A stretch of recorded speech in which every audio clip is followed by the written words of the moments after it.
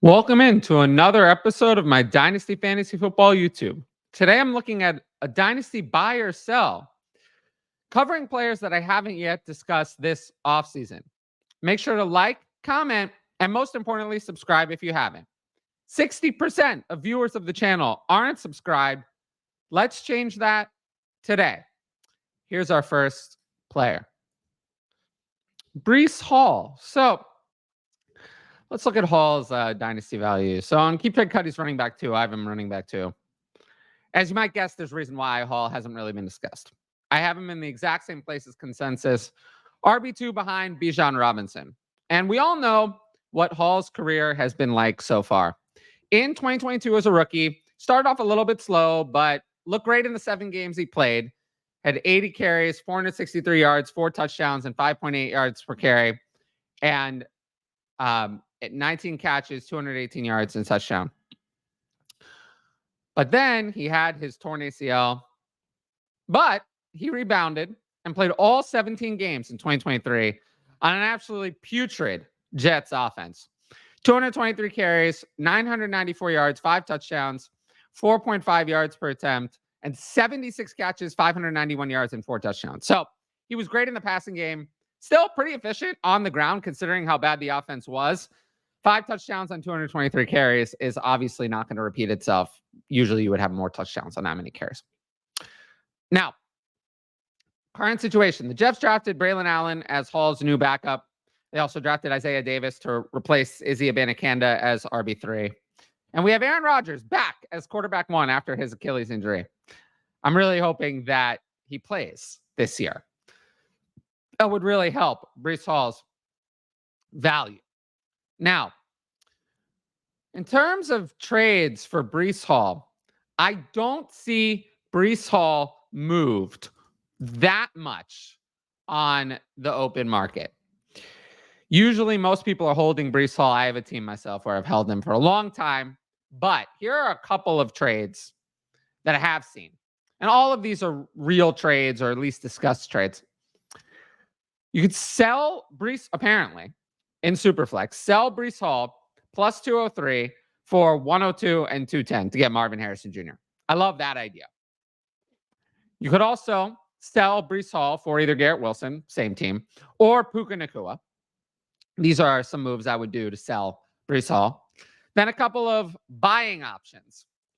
You could buy him for the trio of Kenneth Walker, TJ Hawkinson, and 25 second, or for the trio of 111, 112, and 210. Now, seeing all of these trades, where does that leave us? For me, I feel like Hall is slightly more of a sell than a buy. I found many more trades that I would prefer the selling Hall side over buying him. Generally, I find it hard to pay the price to buy the running backs in this range.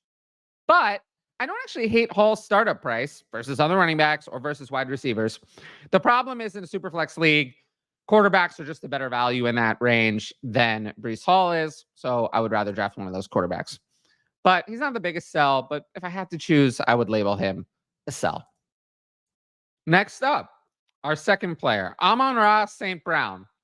Again, another player where mostly in terms of his pure rank, I agree with the consensus. Keep Trade Cut has him wide receiver 4. I have him wide receiver 4. It's behind the big 3, Jamar Chase, CeeDee Lamb, and Justin Jefferson. And I kind of have him as a slight step down from those top 3, but kind of above the other wide receivers in tier 2. So kind of in the middle of those 2 tiers. Now, over the last 3 years, Amon-Ra has really improved. In 2021 as a rookie, 90 catches, 912 yards, and 5 touchdowns on 119 targets, 5.3 catches, and 53.6 yards a game. Then in 2022, 106 catches, 1,161 yards, 6 touchdowns on 146 targets, 6.6 catches, and 72.6 yards a game. And then last year, really stepped into the elite echelon.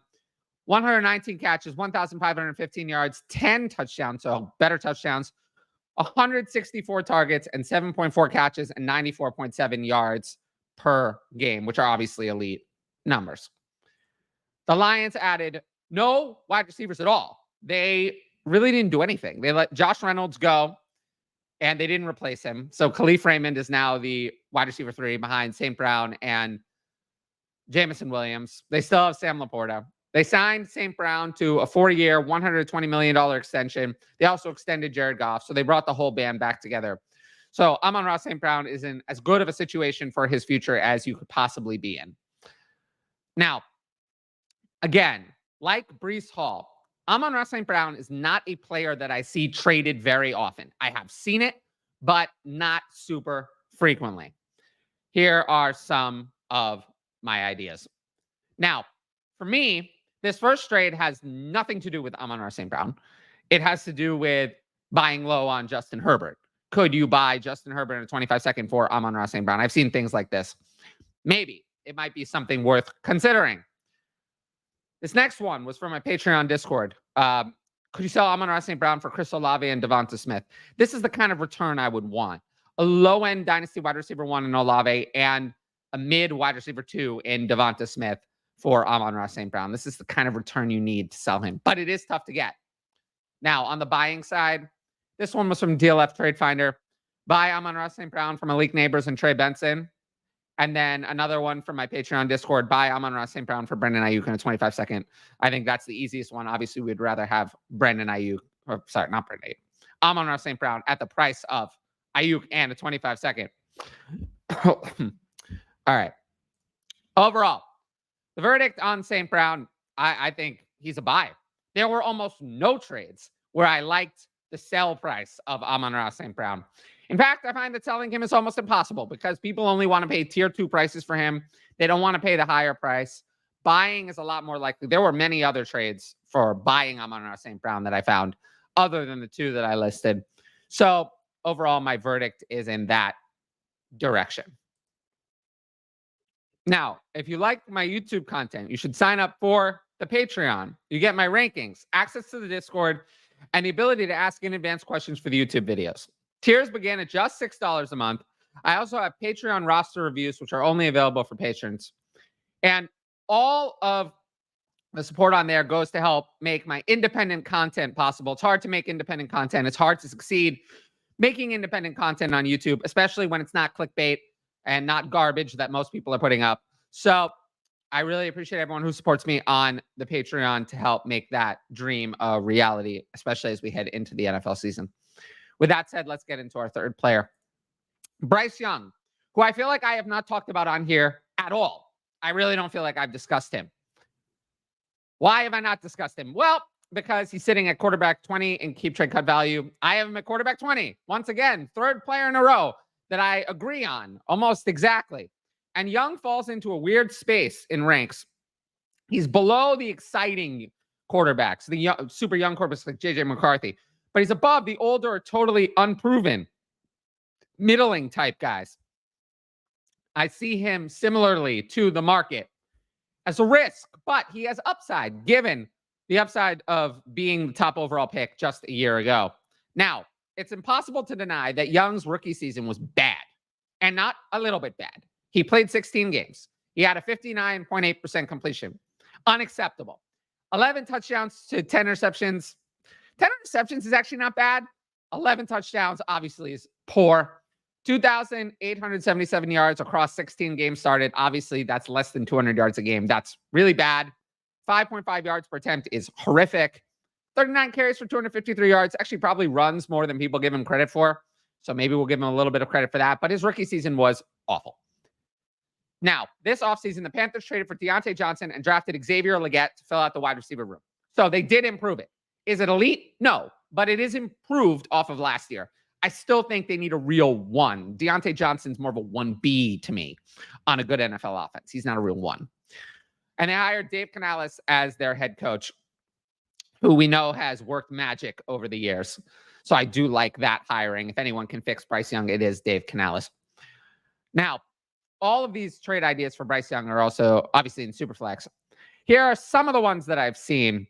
I did find this one. Sell Bryce Young for 25 firsts, 26 firsts, and Rasheen Ali. Obviously, Ali is not that important, but if I could get 2 firsts for Bryce Young, I would absolutely do that. Another one, probably can't do these now after the extensions, but maybe at some point you could have traded Bryce Young for Jalen Waddle or Nico Collins. Maybe. Probably not, but if someone's desperate for a quarterback in Superflex, you might be able to do that.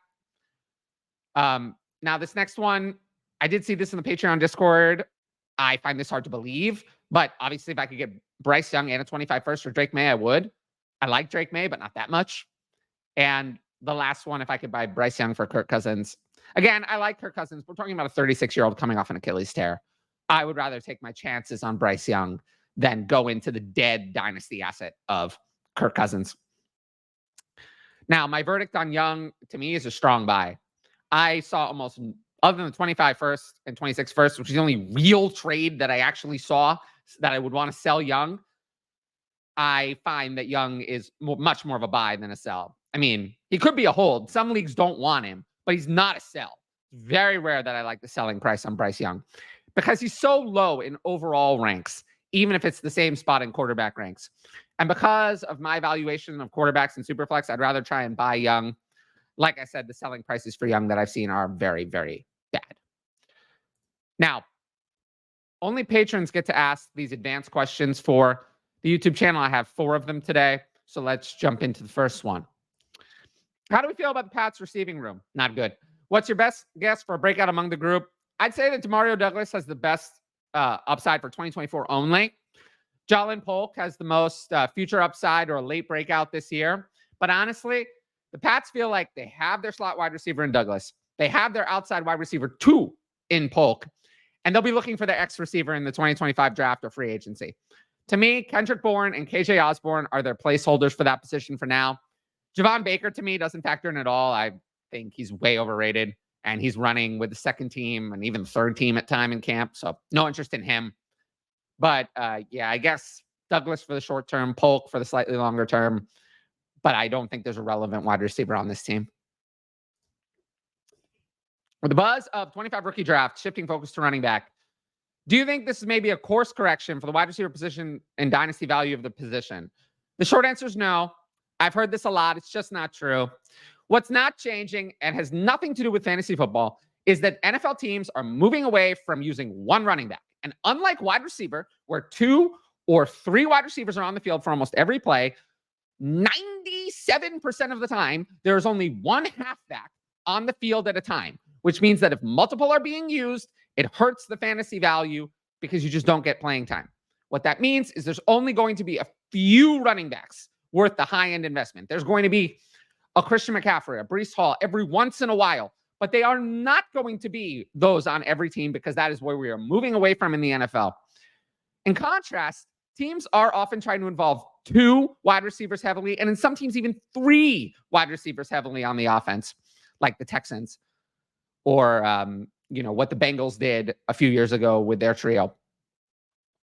The goal is usually to have at least 2 really good pass catchers, usually wide receivers because there aren't that many good tight ends. And every team can support that.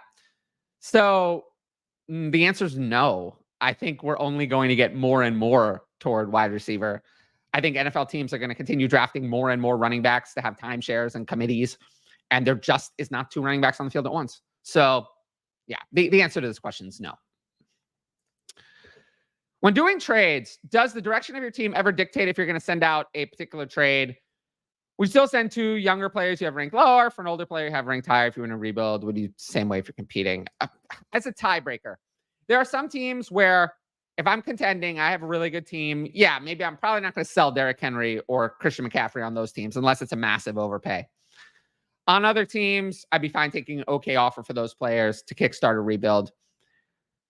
On a rebuild, I'm probably not sending out 2 younger players for 1 older player if I'm rebuilding, even if the value's slightly in my favor. I'm not taking bad offers, but yeah, I mean, does it dictate? A little, probably less than you think, but yeah, a little is the answer, not much. And I'm not taking bad offers. That's really the main thing I want to take away with this. I'm not taking bad offers no matter what the direction of my team is. No, I'm not accepting a 3rd round pick for Derrick Henry if I'm in a rebuild. No, I'm not giving away 2 future firsts for like Devontae Adams and Stephon Diggs if I'm a contender. I'm not doing that no matter what. So that's my main takeaway from that. I'm not sure if you can answer this one. I probably shouldn't, but I will. But in your opinion, what percentage of fantasy content out there are just clickbait? A person saying a bold take just to get views and not really believing in what they're saying. Oh, man. Probably getting in trouble for answering this one. But I think most content out there is bad. I think it's mostly bad. I think it mostly devolves into clickbait. I think most people, put up a lot of garbage, especially on Twitter.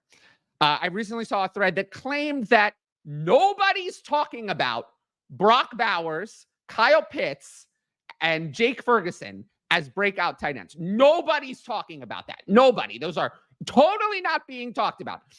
That is a lie, right? Like, it's one thing to do. Look, what sucks is that, and I hate this, is that in order to have views on YouTube, you must have clickbait titles. It sucks. I hate that. But I don't want to lie, right? I'm not going to claim that nobody's talking about players that people are obviously talking about, right? When we do a video, one of my videos on stashes, you're not going to see Kendre Miller as a stash. Kendre Miller is not a stash. You'll see players like Jelani Woods, like on the last video. Samaje Perine, a player I might discuss as a stash. So even if the titles are clickbait, I try to accurately deliver what is in the title in the video. So I don't do content that I don't believe in, and I don't lie like a lot of people do on Twitter. A lot of people, they do that because it gets them attention and they don't have any other way to do it. Any other way to get attention because their actual content's not that good, they're not really that smart, or they can't deliver otherwise. Also, a lot of people are in the tank for certain players, and, I don't get it. There's definitely been players that I've done a video on as a buy earlier in the offseason. Then I kind of new information happened. I changed my mind. I decided maybe that they're a sell now or their value changed. People would say I'm a flip-flopper. I would say that I'm just adjusting to the market and new information. So, but there are people who just won't do it. There are people who are so in the tank behind a certain player that they think that they can't change course no matter what. And, I'm not going to name any names. You know exactly who those people are. Don't listen to them. There's a reason that they don't have Patreons where they're taking money for fantasy advice. Because at the end of the day, that does make me different. My main goal is not necessarily to get more views on the YouTube channel. I would love more views, but that's not goal number one. That's goal number 2 for me. Goal number 1 is to get people to sign up for the Patreon and pay money for my fantasy football advice. So if I'm giving out clickbait, people are not going to do that. They're going to learn very quickly that I have no idea what I'm talking about, right? So that's why I don't do that. And does it make my content more boring? Maybe it does. But at the end of the day, I want people to know that when I say something, I really believe it. And trust me, it's hard. I mean, it's hard to keep coming up with content that I really believe in. That's why I have writer's block on the content. That's why it's hard for me to come up with new video ideas. That's why you see me recycle some of the same players over again, because I run out of actual stuff that I believe in and I don't want to make stuff up. So yes, to answer this question, most of the content out there is straight garbage. And yeah, I'd say 90% or more. So just be careful who you listen to. Now, if you like the video, make sure to drop a like and leave a comment with your thoughts. As always, the best way to support the channel is to subscribe. And don't forget to hit that notifications bell so you can be notified about all my exciting content as it drops on here. Of course, if you want my best fantasy football advice, it's available on the Patreon. Dynasty, redraft, finishing up rookie content on there, start sit, and more. And every sign up helps support the independent content that I'm doing here. Once again, thanks for watching, and I'll see you all later.